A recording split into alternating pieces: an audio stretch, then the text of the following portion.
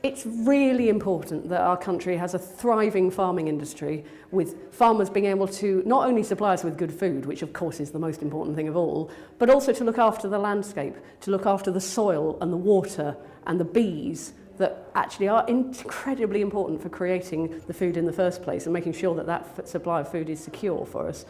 So we need to be, as buyers, not just ourselves as individuals, but when we buy food through schools, through hospitals, through local authorities, we need to be making sure that our money is working really well for us and going back to the farming in a fair way so that the farmers can make a decent living. At the moment, farming's pretty much in crisis in this country, and any minute now we might be opening up to new trade deals that might undermine those farmers. We need to start taking food production and farming much more seriously.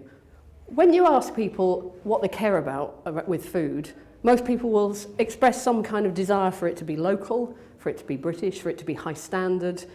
The surveys all show that people really care that their food is safe, decently produced, and that it's fair. Sadly, the reality is a lot of it is unfairly produced and in a damaging way. That's not the fault of the farmers, it's the fault of the whole system not valuing food in the right way. And I think lots of people really do care about that. The trouble is, once you get to the supermarket shelf, the labelling's not showing that, you don't really know where it's coming from, and we all do need to know where our food is coming from and be able to trust it. One of the fantastic ways that we can support farmers is to make a commitment to buying more of their food for things like schools, for things like hospitals, for places who buy a lot of food. That could create a really reliable market for those farmers so that they know that they're getting money coming in. We could do this whole food system so much better.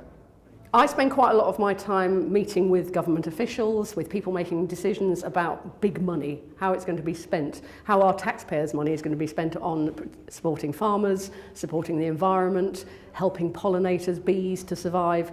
Big decisions are being made about the way we feed ourselves.